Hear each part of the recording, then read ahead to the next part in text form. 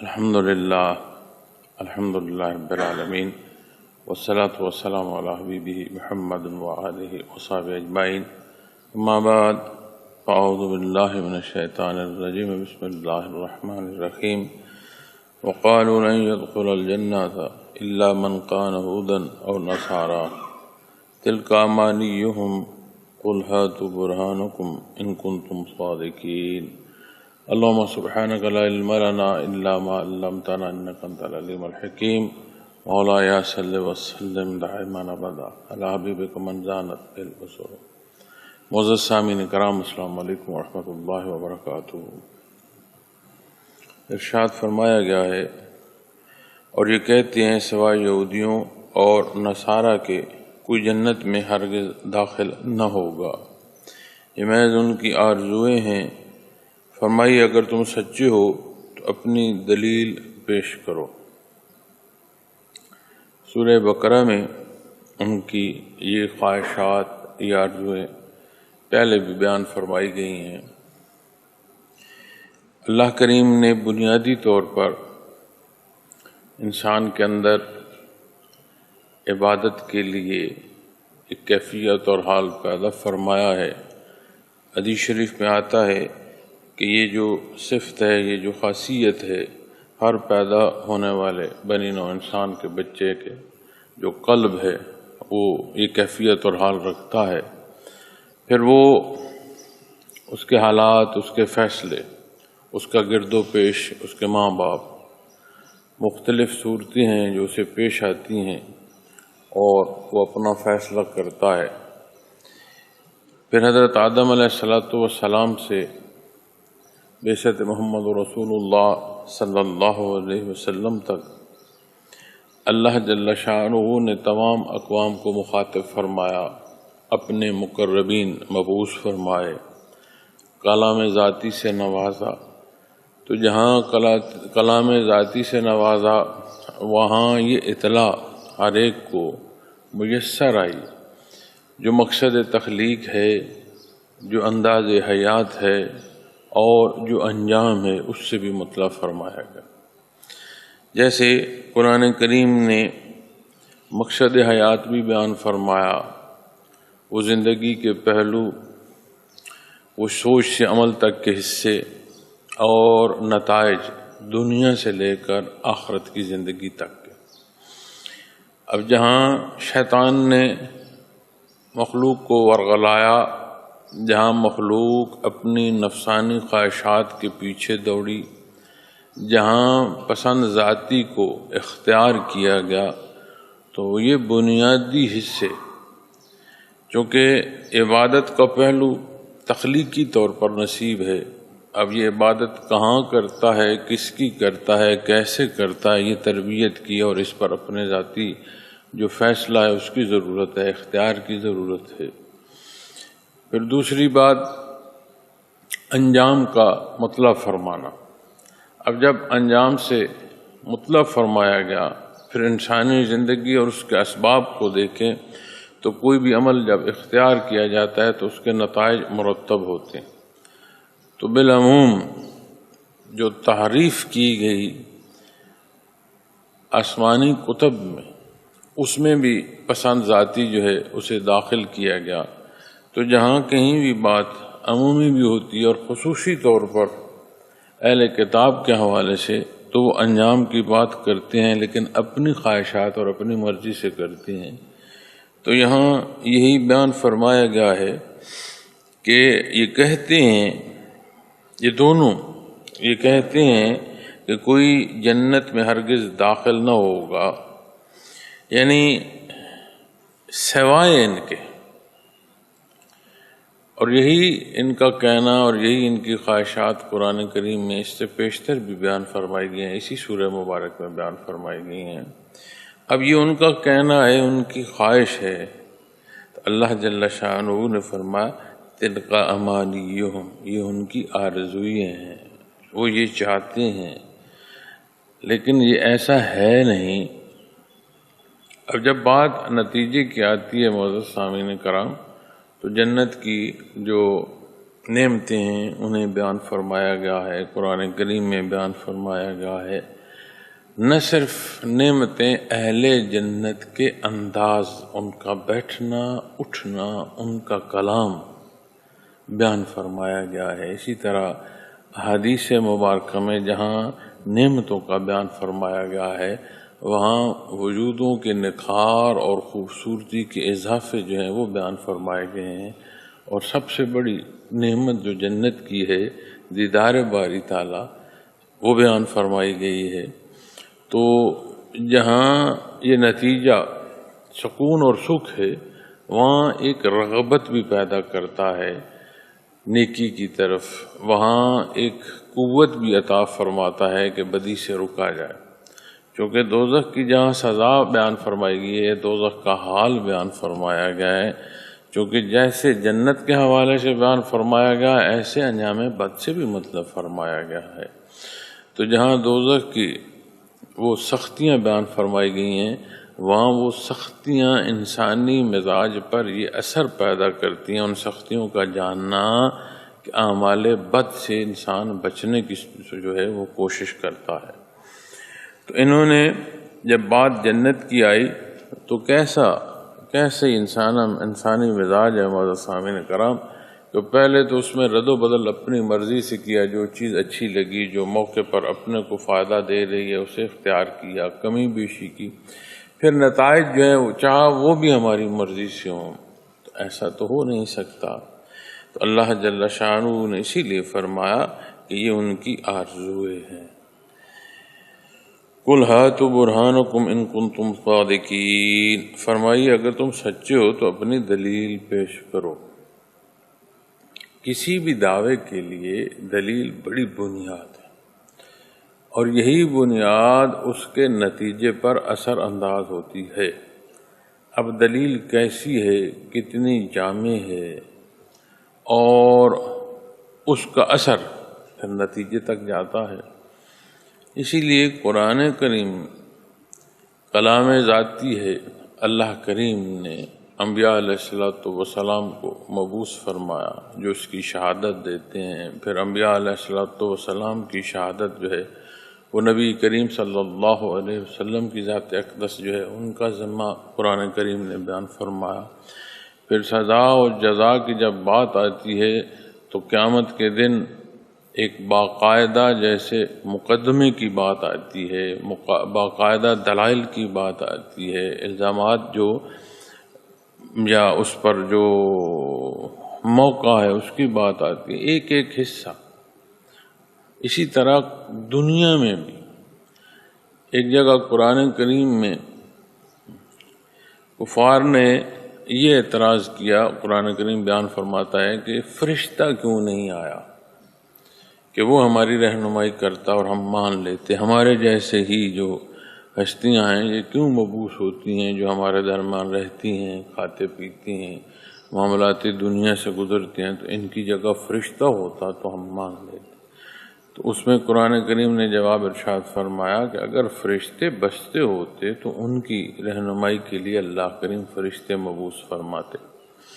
یعنی ہر طرح سے، ہر پہلو سے دین اسلام کا عطا فرمانا کوئی ایسا جواز چھوڑتا نہیں کہ جسے اختیار کر کے اعتراض کیا جائے، بلکہ ہر جواز رہنمائی کرتا ہے۔ اور جیسے قرآن کریم نے یہاں بیان فرمایا دلیل، اتنے دلائل ہیں دین حق کے حق ہونے پر کہ جنہیں قرآن کریم گرد و پیش کی جو مخلوق ہے ان کی مثال سے، زندگی اور زندگی کے انداز کے مثال سے، زمین و آسمان ان کی وسعتوں کے حساب سے، دن اور رات، موسموں کے تغیر و تبدل کے حوالے سے اتنے دلائل پیش عطا فرماتا ہے قرآن کریم کہ جو واضح ہے کہ کوئی ذات ہے جس کا اختیار کل ہے، جس نے سب کو پیدا فرمایا۔ اسی طرح یہاں جب بات یہ کرتے ہیں یہود و نصارہ کہ جنت میں سوائے ان کے کوئی نہیں جائے گا، تو قرآن کریم نے جہاں ان کی حقیقت بیان فرمائی کہ یہ ان کی آرزوئیں ہیں، ان کی خواہشات ہیں، وہ ایسا چاہتے ہیں، لیکن فرمایا کہ اگر ان کنتم صادقین، اگر تم سچے ہو، قل ہاتوا برہانکم، تو دلیل پیش کرو۔ تو قرآن کریم نے دین اسلام کے حوالے سے جہاں مخلوق کو دعوت عطا فرمائی وہاں دلائل سے نوازا، عقلی دلائل تک جو ہے عطا فرمائے جو عمومی زندگی میں انسان سمجھ سکتا ہے۔ اسی لیے تو کفار کے حوالے سے جو کل بھی ہم بات کر رہے تھے، جو انکار کر رہے ہیں کہ اللہ جل شانہ نے فرمایا کہ ما تبینہم الحق، حق ظاہر ہونے کے بعد وہ انکار کر رہے ہیں۔ اتنا واضح انداز ہے دین اسلام کا، اور اللہ کریم نے ایسی خوبصورتی سے عطا فرمایا ہے، چونکہ رب کائنات ہیں، قادر مطلق ہیں، جامع و اکمل دین ہے، انداز بھی جامع و اکمل ہے، اور جسے بیان مخاطب فرمایا جا رہا ہے، جسے بیان عطا فرمایا جا رہا ہے، اس کے اندر اس کے سمجھنے کی خصوصیت اس نے پیدا فرمائی۔ جہاں اس مخلوق کو حیات بخشی ہے، وہیں اس مخلوق کو استعداد بھی بخشی ہے، اور جب حق عطا فرمایا ہے وہ مطابقت عطا فرمائی۔ وگرنہ معزز سامعین کرام، یہ جو کلام کا عطا فرمانا، صرف اس ایک بات کو ہی دیکھ لیں، دنیا جہاں ہم بستے ہیں مختلف زبانیں ہیں اور مختلف رنگ و نسل ہیں۔ قرآن کریم نے زبانوں کے اس مختلف ہونے اور رنگ و نسل کا مختلف ہونا، اسے قدرت کی نشانی بیان فرمایا ہے، یہ ہے ہمارے سامنے۔ اب ہم چاہتے ہیں کوئی بات، کوئی سوچ، کوئی کیفیت کسی دوسرے سے کہ ہماری وہ بات پہنچے یا ہمارا وہ جذبہ سمجھے، لیکن اگر اس کی زبان مختلف ہے اور ہماری مختلف ہے تو ہم اپنی بات، اپنی سوچ اس تک نہیں پہنچا سکتے، اپنا سوال اسے نہیں پیش کر سکتے۔ یہی صورت جب اہل برزخ سے پیش آتی ہے معزز سامعین کرام، تو ضروری نہیں ہے کہ صاحب مزار جو ہے وہ دنیا میں کون سی زبان بولتے تھے اور جو حاضر ہے وہ دنیا میں کون سی زبان بول رہا ہے، چونکہ وہاں زبان کا استعمال کوئی نہیں، حال بدل۔ اسی طرح جب کوئی کیفیت اور حال رب کائنات عطا فرمانا چاہیں اور مخلوق اس کی کیا وہ استعداد ہے کہ اس کلام کو سمجھ سکے، اس کی باریکی کو، اس کی وسعت کو، اس انداز کو، تو اس نے احسان فرمایا کہ یہ آباتا جو ہیں ہماری آسانی کو جو ہے اللہ کریم نے انہیں منتخب فرمایا، کلام ذاتی اس میں عطا فرمایا۔ پھر اس کلام میں ایک اور بڑی باریکی، ہمارے نزدیک تو بالعموم جو ہے کلام ذاتی ان الفاظ میں ہے، لیکن یہ الفاظ الف با تا ہیں، اس کے اندر جو کیفیت اور حال ہے وہ کلام ذاتی ہے۔ اس پر جب مفسرین کرام اور خصوصاً صوفیاء کرام جب بحث فرماتے ہیں کہ کہیں قرآن کریم کے اوراق کی بے ادبی ہو رہی ہو تو اس میں سے کلام ذاتی اٹھا لیا جاتا ہے، اس سے پیشتر کے بے ادبی ہو، رہ جانے والے جو شے ہے وہ یہ الفاظ رہ جاتے ہیں، یہ آباتا رہ جاتا ہے کہ الف کھڑا ہے یا بے لیٹی ہے یا اس کا نقطہ ہے، یہ چیزیں رہ جاتی ہیں، اس کے اندر سے وہ شے اٹھا لی جاتی ہے۔ جو کلام ذاتی ہے وہ کیفیت اور حال اٹھا لیا جاتا ہے، اس کی بے ادبی کوئی نہیں کر سکتا۔ اسی طرح جب بات آتی ہے سمجھانے کی، تو اللہ کریم نے یہ جو کلام ذاتی ہمیں عطا فرمایا ہے، یہ نبی کریم صلی اللہ علیہ وسلم کے معجزات میں بہت بڑا معجزہ ہے۔ جہاں جو فرمایا گیا ایسا فرمایا گیا کہ ہر کوئی اسے سمجھ سکتا ہے، ہر خاص و عام کی رہنمائی فرماتا ہے۔ اب جسے مخاطب فرمایا گیا ہے وہ سمجھنا چاہتا بھی ہے کہ نہیں سمجھنا چاہتا، سمجھنے کو سر تسلیم خم چاہیے، نہ سمجھنا جو ہے وہ ضد اور عناد ہے۔ لیکن اللہ کریم نے ایسی جامع دلیل جس میں بے شمار پہلو رہنمائی کے عطا فرمائے، تو جب ہر شے اللہ کریم نے دلیل سے تعلیم فرمائی، انسانی عقل و شعور کے مطابق اس درجے پر عطا فرمائی۔ انسانوں میں ماں بہن بہت سارا فرق ہے، ایک ہی لفظ بولا جائے محفل میں تو تو اس پر سوال کر لیں تو محفل میں بیٹھے جو لوگ ہیں اپنی اپنی استعداد کے مطابق جواب دیں گے. کسی نے اس بات کا کوئی پہلو لیا ہوگا، کسی نے کوئی پہلو لیا ہوگا، اور یہ بھی ہو سکتا ہے کہ دو سوچیں ایک دوسرے کے اتنے مختلف ہوں کہ اختلاف آئے. یہ کمال جو ہے یہ کلام ذاتی میں ہے. ہر استعداد کے بندے کو مثبت رہنمائی ملتی ہے. اب اس کا اپنا اندر ہے، اس کا اپنا قلب ہے، اس کے قلب کی وہ زمین ہے کہ جہاں اس نے جیسا اسے جوت رکھا ہے ویسے حالات آئیں گے. اگر تعفن کر رکھا ہے، غلطیاں گناہ جوڑ رکھے ہیں اور انہیں بڑھاتا چلا جا رہا ہے، ضد اور عناد ہے، تو اس پر جب بارش برسے گی تو تعفن مزید پھیلے گا. اور اگر صاف زمین ہے اس پر بارش برسے گی تو وہ مزید قابل کاشت ہوگی، مزید جو ہے اس میں پیداوار ہو سکتی ہے. تو یہاں اسی طرح اللہ جل شانہ نے جب فرمایا تو فرمایا اگر سچے ہو قل ہاتوا برہانکم، تو اپنی دلیل پیش کرو. تو دین اسلام میں کوئی بات، کوئی حکم ایسا نہیں ہے جس کی دلیل یا جس کا نتیجہ نہ ہو کہ کوئی کہے کہ جی یہ بات خواہ مخواہ ہے، بلکہ اللہ کریم کی عطا ہے.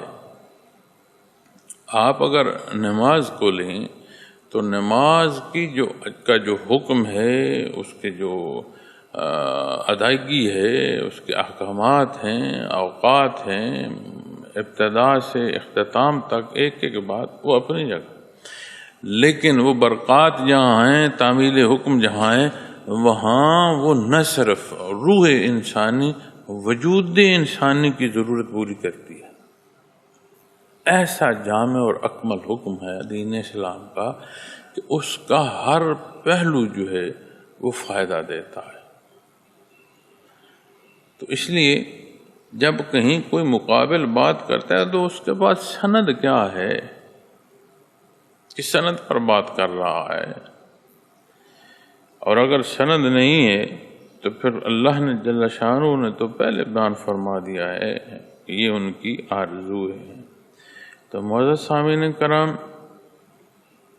خواہشات یہ آرزویں جہاں ان کی فرمایا گیا نا تلک امانیہم، انسانی زندگی اور اس کے مزاج میں یہ باتیں ہیں. وہ سوچتا ہے، وہ چاہتا ہے، وہ پسند بھی کرتا ہے، وہ ناپسند بھی کرتا ہے. اور جو دلائل اللہ کریم نے عطا فرمائے ہیں وہ عین انسانی ضرورت بھی ہیں اور اس کی استعداد سے مطابقت بھی رکھتے ہیں.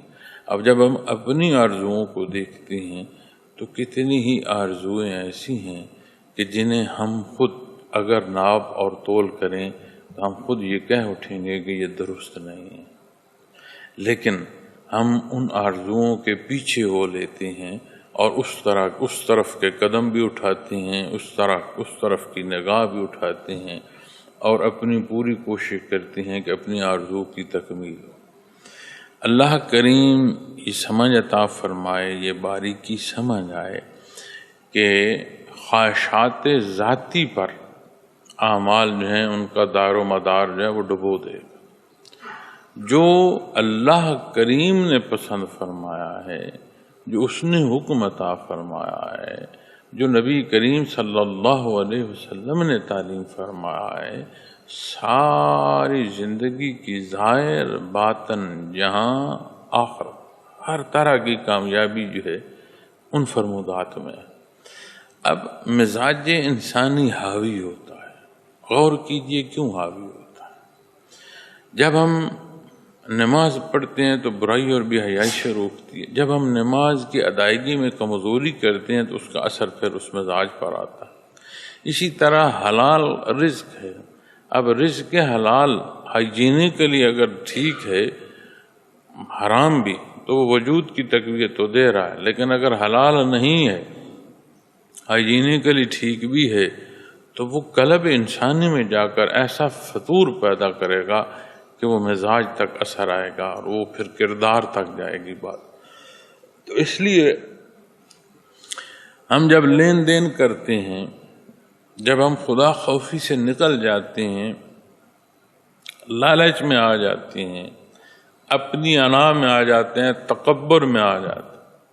حضرت جی رحمۃ اللہ تعالی علیہ فرمایا کرتے تھے کہ صوفیاء فرماتے ہیں، صوفی جب اللہ اللہ شروع کرتا ہے آہستہ آہستہ آہستہ غلطیاں خطائیں چھوڑتا جاتا ہے۔ اب یہ بات لفظ صوفی پر نہ لیں ورنہ آپ اعتراض کریں، بات لیں اللہ اللہ پر۔ برکت اللہ اللہ کی ہے، اسے صوفی جو کہا جا رہا ہے اس نسبت سے کہ جو وہ اختیار کر رہا ہے، صفائے قلب کی نسبت سے کہا جا رہا ہے، وگرنہ آپ کے اندر اعتراض آئے گا کہ شاید یہ صوفیاء کی جو ہے تعریف کر رہا ہے۔ میں صوفیاء کی تعریف نہیں کر رہا، میں اللہ اللہ کرنے کی برکات بیان کر رہا ہوں، اس لیے نسبت اللہ اللہ پر رکھیں جو ذکر الہی ہے۔ تو وہ فرماتے ہیں کہ اس سے آہستہ آہستہ کمزوریاں چھٹتی جاتی ہیں، دور ہوتی جاتی ہیں، تو پھر بات فرائض سے سنت تک اور سنت سے نوافل تک پہنچتی ہے، ترقی ہوتی چلی جاتی ہے۔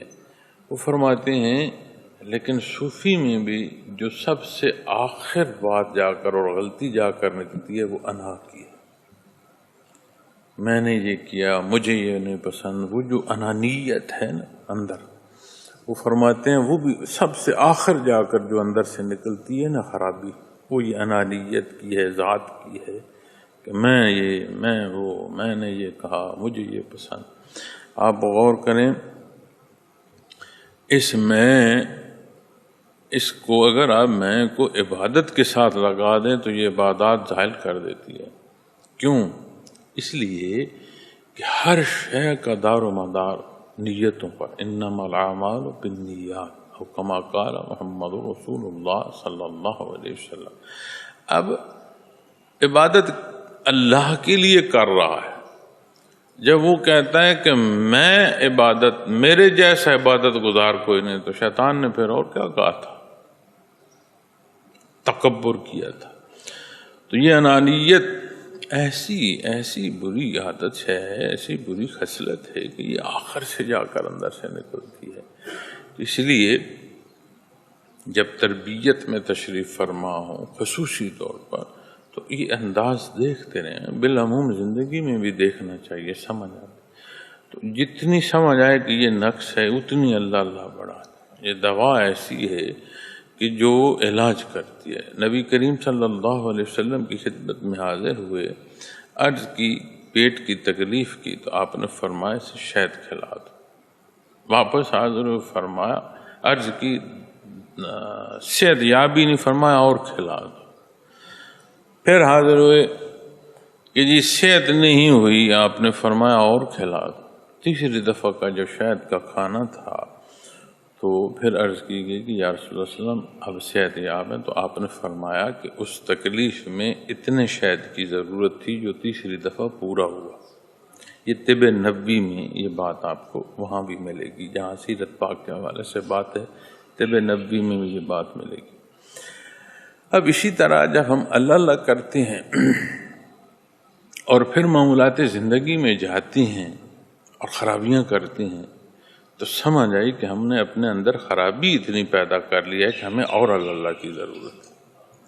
اب یہ نہ سوچا کرو کہ میں نے خرابی کر لی ہے تو اب میں کس منہ سے اللہ اللہ کروں، یہ بات درست نہیں ہے، یہ پھر شیطان کا وسوسہ ہے۔ پہلے خرابی کی، نفس حاوی ہو گیا، شیطان نے ورغلا لیا، گرد و پیش کے حالات اثرات آ گئے، کچھ بھی ہے، غلطی ہو گئی، لیکن اس کی دوا چھوڑ دینا مزید بیماری بڑھائے گی۔ اس طرح جب کمی بیشی ہو، دیکھیں کمی بیشی ہے، اللہ اللہ کر رہے ہیں، دور نہیں ہو، اور اللہ اللہ بڑھا دے۔ ضرورت سمجھ آ رہی ہے کہ کمی، اور اللہ اللہ بڑھا دے۔ اب اللہ اللہ کرنا تعمیل حکم میں ہے، لیکن جیسے کہتے ہیں نا کئی چیزیں ہوتی ہیں، جیسے کہتے ہیں علاج بالغذا، کہ بھائی غذا بھی ہے، دوا بھی ہے، اسی طرح اللہ اللہ کا کرنا بنیادی طور پر تعمیل حکم ہے۔ اس کی برکات خامیاں اور خرابیاں دور کر دیتی ہیں، بندے کو پاک اور صاف کرتی چلی جاتی ہیں۔ اسی لیے قرآن کریم میں بھی احادیث مبارکہ میں بھی صبح و شام کا ذکر، کثرت کا ذکر، ہر حال میں ذکر بیان فرمایا گیا۔ اب صبح و شام کے ذکر کی جب بات کی جائے، بندوں کی تربیت کے حوالے سے بات کی جائے، معزز سامعین کرام، چاہتا ہر کوئی ہے بالا منازل ہوں، لیکن کیا اس چاہنے کے ساتھ اعمال جو ہیں وہ مطابقت رکھتی ہیں؟ اپنی کوشش جو ہے ان خواہشات کے ساتھ وہ بھی مطابقت رکھتی ہے کہ نہیں رکھتی؟ پھر جو تربیت دی جا رہی ہے، جو اس کے اصول دیے جا رہے ہیں، ان کے مطابقت کیا ہمارے اعمال رکھتی ہیں؟ یہ وہ سوالات ہیں جنہیں ہر لمحے ہمیں ڈھونڈنا چاہیے، ہر لمحے ہمیں سمجھنا چاہیے۔ چھوٹی چھوٹی باتیں ہوتی ہیں جنہیں ہم قدورت کے طور پر اختیار کر لیتے ہیں، اور اس سے وہ پھر پنپتی ہے، بڑھتی ہے، رکتی نہیں ہے، مزید فاصلے پیدا کرتی ہے۔ تو جب اللہ اللہ کی جائے تو ہر طرح سے ظاہر و باطن دونوں طرح کی صفائی کا سبب ہے۔